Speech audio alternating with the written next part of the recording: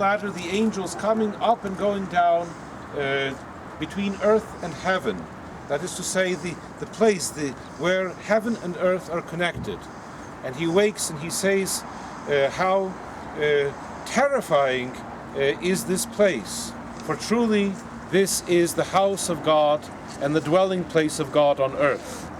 This is the essential tradition of Judaism, that this is the dwelling place of God on earth. What's more, in the Hebrew language, which is considered to be a holy language, Jerusalem is in the dual form. It isn't the city of Jerusalem, but in English it would be something like the city of Jerusalem's, in the plural, dual. There are two cities of Jerusalem. There's the heavenly Jerusalem and the earthly Jerusalem, which are united.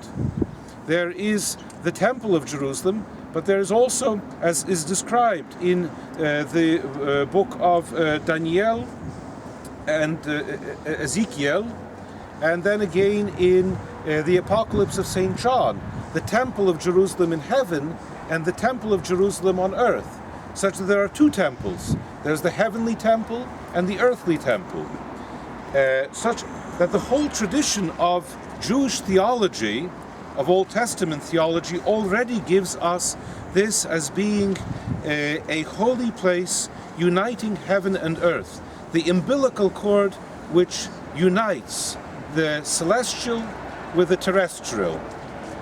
And in this tradition, Christianity also accepts this.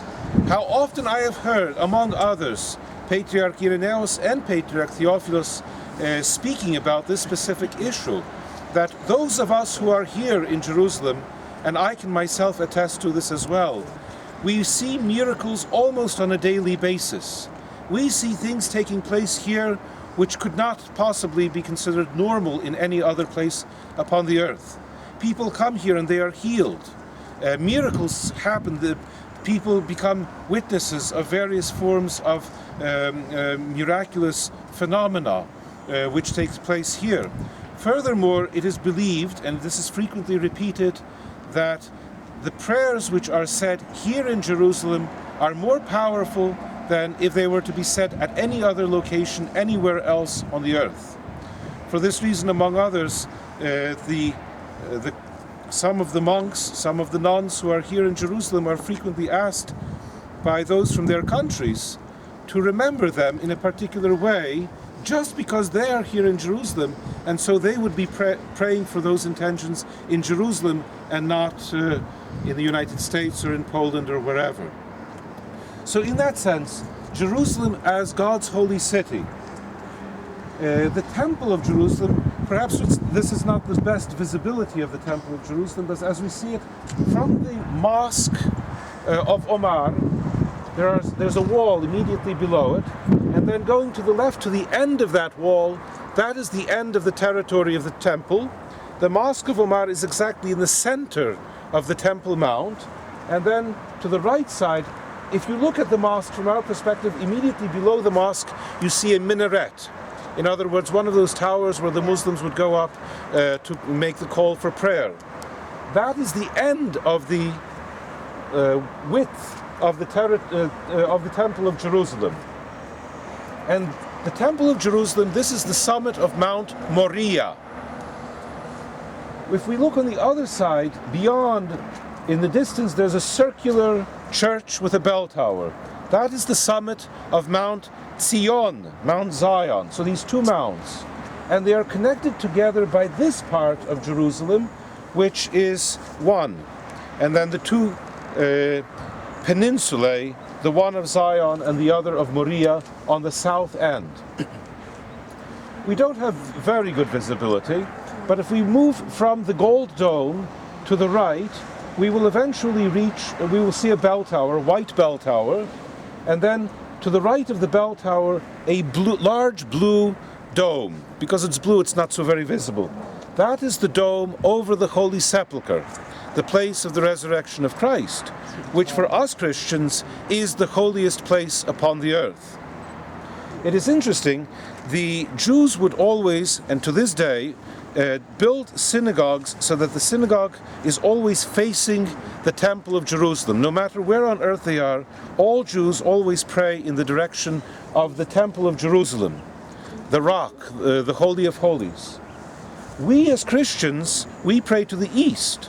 However, when the apostles were building a synagogue on Mount Zion, it is interesting that the temple was not, the synagogue was not built in the direction of the temple, it was built in the direction of the Holy Sepulchre, such that the synagogue of the apostles is directly directed towards the place of the resurrection.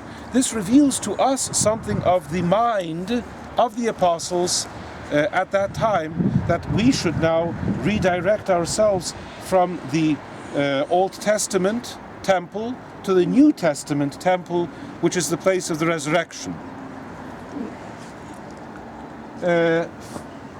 On the left side here we have the Mount of Olives. We are on the Mount of Olives. You see it curves here and then continues on there. You see the tower.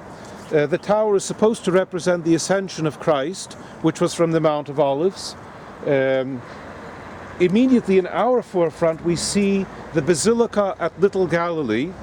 That is the place where Jesus appeared to his apostles on Pascha Sunday in the evening, and then a week later on Thomas Sunday. It is the place where it is one of the places which was purported early on as where Jesus ascended into heaven. It is the place, undisputably, where the angels appeared to the apostles after the ascension of Christ.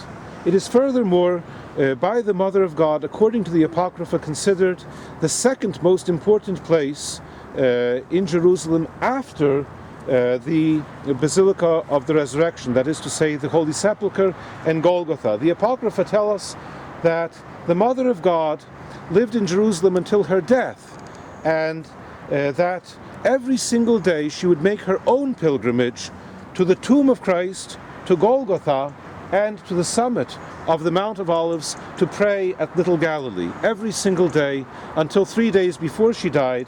And again at Little Galilee, 3 days before she died, the Archangel Gabriel appeared to her there and gave her a palm and told her to prepare, because now she's about to die. And she went back to Jerusalem, she prepared everything and died on the third day. In the valley, the Kedron Valley, in the extension of the Kedron Valley, if you look carefully, you see some onion domes, gold onion domes. That is Gethsemane, the Garden of Gethsemane.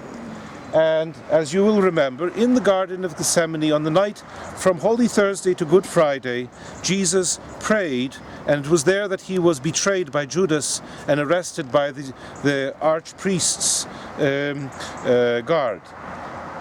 It is also in Gethsemane that the tomb of the Mother of God and her family is located, namely her parents, Saint Joachim and Anna, her betrothed, Saint Joseph, and she herself was buried there, but then, as we know in our faith, she was resurrected and brought back to life, body and soul, and now she is together with Christ interceding for the church. If we look beyond those onion domes, the extension of the Mount of Olives over there, that is where it is called the Hill of Shame. And it is there that King Solomon built pagan altars for his pagan wives. And then closing off our visibility is that hill. That is the Hill of Evil Counsel. It is there that Absalom would go to give evil counsel to those who were coming from the south to speak with his father, the king, and he tried to take away their loyalty from the king to himself, such as to make a coup d'etat against his father. So we see that Jerusalem, until 1967, belonged to the Kingdom of Jordan, whereas it ended, this was the end of the territory of the Kingdom of Jordan, the Old City, and so-called East Jerusalem. This is East Jerusalem on the east side. On the other side, that was already the state of Israel.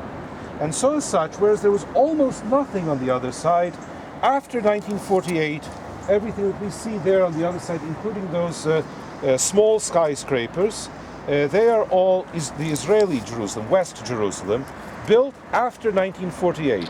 Prior to 1948, there was very little over there. And beyond the hill of Evil Counsel, there we have Bethlehem. That's where we came from, 10 kilometers in that direction. The tower which you see here, that is a hospital built in 1912 to commemorate the second visit of Kaiser Wilhelm II of the Germans and his wife, the Empress Augusta Victoria. It is the Augusta Victoria Hospital.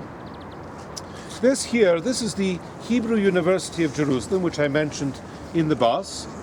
Looking in the opposite direction, unfortunately today we do not have visibility. But if we did have clear visibility, we could see in the distance a hill and the tomb of the prophet Samuel on that hill. Maybe in the next days, if we have the opportunity and the hill will be visible, then I will point that out. And the buildings over here, this is West Jerusalem, and they belong to the Israelis. That building, for example, is the Central Police and Intelligence Headquarters. Any questions? What are the points?